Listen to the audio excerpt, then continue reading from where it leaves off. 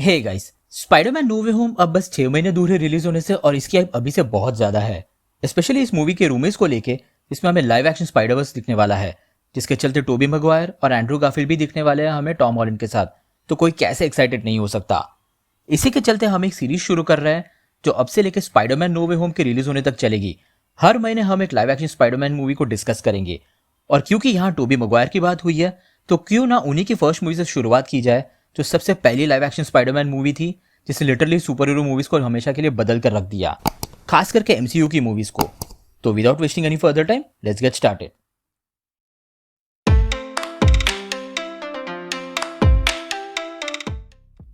आजकल हम देखते हैं कि हर 3 से 6 महीने में कोई ना कोई सुपर हीरो मूवीज रिलीज होती है, और ये मूवीज सिर्फ माइंड ब्लोइंग नहीं बल्कि फाइनेंशियल और क्रिटिकली भी सक्सेसफुल होती है।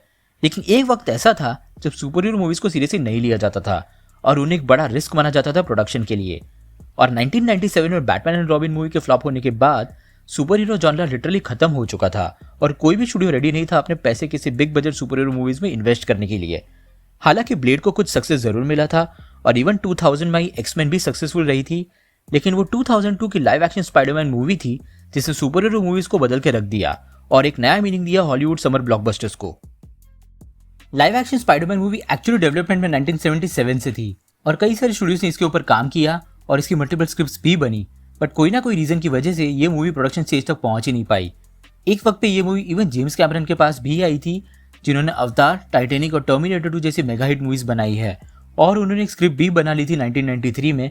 लेकिन केरोल्को स्टूडियो, जिसके पास स्पाइडरमैन मूवी के राइट्स थे उस वक्त, वो बैंकरप्ट हो गया और उसकी वजह से ये मूवी बन ही नहीं पाई। 1999 में मार्वल ने स्पाइडरमैन मूवी के राइट्स सोनी एंटरटेनमेंट और कोलंबिया पिक्चर्स को बेच दी अल्टीमेटली, और सोनी ने फिर से प्रोडक्शन शुरू किया इस मूवी का उसी साल। सोनी ने फिर से नए राइटर्स हायर किए और उन राइटर्स ने जेम्स कैमरन ने जो स्क्रिप्ट बनाई थी उन्हीं में चेंजेस करना शुरू किया, लेकिन कुछ चीज़ें उन्होंने वैसी ही रखी, जैसे कि जेम्स कैमरन चाहते थे कि स्पाइडरमैन के वेब नेचुरली उनके हाथों से निकले, ना कि वेब शूटर्स से। अब तक किसी को एक्सपेक्टेड नहीं था कि ये मूवी रिलीज होगी और ना ही किसी ने इमेजिन किया था कि लाइव एक्शन स्पाइडरमैन कैसा लगेगा स्विंग करते हुए। इससे पहले स्पाइडरमैन मोस्टली फेमस था अपनी कॉमिक्स और 1960s के कार्टून अपीयरेंसेस की वजह से। यहाँ इंडिया में स्पाइडरमैन मोस्टली फेमस था अपनी 1990s के टाइम पर आने वाली स्पाइडरमैन एनिमेटेड सीरीज की वजह से, जो फॉक्स किड्स पर आती थी। अब तक सबने स्पाइडरमैन को इन्हीं फॉर्मेट्स में देखा था, लेकिन जब इस मूवी का टीजर ट्रेलर रिलीज किया गया 2001 में, तब सबने पहली बार लाइव एक्शन स्पाइडरमैन को बिग स्क्रीन पे देखा और लिटरली सब लोग क्रेजी हो गए थे। और जब तक ये मूवी रिलीज के लिए रेडी हो चुकी थी, इसकी हाइप एक अलग ही लेवल पर थी और इस मूवी ने लिटरली सारे एक्सपेक्टेशंस को क्रॉस कर दिया।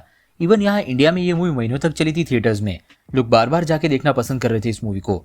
उसने कई सारे रिकॉर्ड्स भी बनाए उस वक्त, जब वो सबसे पहली मूवी बनी हॉलीवुड की $100 मिलियन एक वीकेंड में क्रॉस करने के लिए, और highest grossing super hero origin movie भी बनी अपने रिलीज के वक्त। स्पाइडरमैन की ओरिजिन स्टोरी बिल्कुल स्पॉट ऑन और काफी हद तक कॉमिक बुक एक्यूरेट है। स्पाइडरमैन और पीटर पार्कर के कैरेक्टर को यहाँ प्ले कर रहे हैं टोबी मैगवायर, जिन्होंने पीटर पार्कर के नर्ड साइड और उसके स्ट्रगल को बहुत ही बेहतरीन तरीके से दिखाया है। उनके साथ साथ कर्स्टन डंस्ट, जो कि मैरी जेन का कैरेक्टर प्ले कर रही है, और जेम्स फ्रैंको, जो कि हैरी का कैरेक्टर प्ले कर रहे हैं, दोनों ने सपोर्टिंग कास्ट के तौर पर बहुत ही बढ़िया काम किया है। लेकिन जिन्होंने यहाँ लाइमलाइट छीन ली वो है विलियम डफो, जो प्ले कर रहे हैं नॉर्मन ऑसबॉर्न और ग्रीन गॉब्लिन का कैरेक्टर। उनकी एक्टिंग ने इस मूवी को एक अलग ही लेवल पर लाकर छोड़ दिया और मूवी खत्म होने के बाद भी उनका ग्रीन गॉब्लिन आप पर लास्टिंग इंप्रेशन छोड़ता है।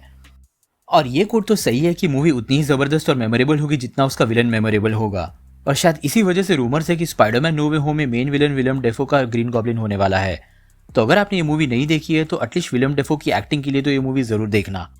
और फाइनली एक और एक्टर जिनका पोर्ट्रेट इतना जबरदस्त था और इतनी परफेक्ट कास्टिंग थी कि वो आज तक वही कैरेक्टर प्ले कर रहे हैं एमसीयू में, वो है जेके सिमंस, जो जे जोना जेमसन का रोल प्ले कर रहे हैं। उनकी एक्टिंग इतनी सॉलिड थी कि टोबी मैगवायर की तीनों स्पाइडरमैन मूवीज के बाद हमें वो फिर से दिखे स्पाइडरमैन फार फ्रॉम होम के एंड क्रेडिट सीन में, और वो शायद हमारी पहली हिंट हो सकते हैं स्पाइडरवर्स के लिए। अब ये रोल जेके सिमंस का हो चुका है और शायद कोई दूसरा एक्टर इसे जस्टिस नहीं कर पाएगा, बिल्कुल जैसे Robert Downey junior iron man के लिए बन चुके हैं। इवन तो इस मूवी का सीजीआई अब थोड़ा डेटेड हो चुका है, लेकिन रिलीज के वक्त जब लोगों ने पहली बार बिग स्क्रीन पे स्पाइडरमैन को न्यूयॉर्क स्काईलाइन पर वेब स्लिंग करते हुए देखा तो सब लोग पागल हो चुके थे। और ये पहली मूवी का वेब स्लिंग वाला सीक्वेंस इतना फेमस हुआ कि आगे की ऑलमोस्ट सारी स्पाइडरमैन मूवीज के एंड में एक वेब स्लिंग सीन हमें जरूर देखने मिलता है। मूवी ने अपने सारे कैरेक्टर्स को सीरियसली लिया और साथ ही साथ मूवी काफी फनी भी थी और आज के टाइम के हिसाब से थोड़ी चीजी भी कह सकते हैं हम लोग, लेकिन यही कॉम्बिनेशन ऑडियंसेस को सबसे ज्यादा पसंद भी आया।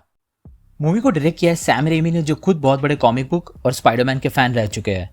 उनके इसी पैशन को देखकर सोनी ने उनको चूज किया ये मूवी डायरेक्ट करने के लिए।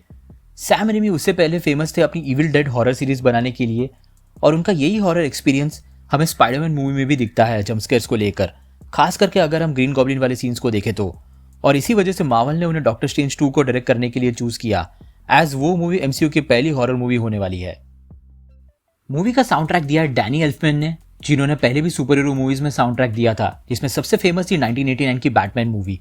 ऑल्दो हमें अब तक 3 स्पाइडरमैन देखने मिल चुके हैं और हर एक का अपना अलग अलग थीम है, बट डैनी एल्फमैन का ओरिजिनल स्पाइडरमैन का थीम इन सब में सबसे ज्यादा मेमोरेबल है और काफी गूज़बम्प्स भी देता है। इवन इस मूवी की एंडिंग भी काफी एक्शन पैक और सेटिस्फाइंग थी, और उसके साथ साथ ये मूवी स्पाइडरमैन 2 और 3 को बहुत अच्छे से सेटअप करती है, जिसमें स्पाइडरमैन 2 इस फ्रेंचाइज को एक लेवल और ऊपर लेके जाती है, जिसके बारे में हम इस सीरीज के अगले वीडियो में जरूर डिस्कस करेंगे। आज एमसीयू की जितनी भी मूवीज आती है उन सब में हमें ह्यूमर और हार्डकोर एक्शन दोनों का कॉम्बिनेशन देखने मिलता है, और सभी की सभी हिट या तो सुपर हिट साबित होती है। लेकिन ये शायद पॉसिबल नहीं हो पाता अगर ये पहली स्पाइडरमैन मूवी और उसका फॉर्मूला सक्सेसफुल नहीं होता तो। इस मूवी ने एक तरह से ग्राउंड वर्क का काम किया आने वाली सभी मॉडर्न सुपर हीरो मूवीज के लिए, और एक एक्सपेक्टेशन भी सेट की ऑडियंसेस और बाकी मूवी स्टूडियोज के साथ कि एक सुपर हीरो मूवी किस लेवल की होनी चाहिए। तो आपके क्या थॉट्स है इस मूवी को लेके, और आपका सबसे फेवरेट मोमेंट कौन सा है फर्स्ट स्पाइडरमैन मूवी में से, नीचे कमेंट सेक्शन में जरूर बताना। अगर आपको वीडियो पसंद आया हो तो उसे लाइक जरूर कर देना, और अगर आप इस चैनल पे नए हो तो सब्सक्राइब करना मत भूलना। हम रेगुलरली ऐसे वीडियोस पब्लिश करते हैं। हमारे रिसेंट वीडियोस को देखने के लिए यहाँ पे क्लिक करें। Thank you so much for watching guys, stay safe.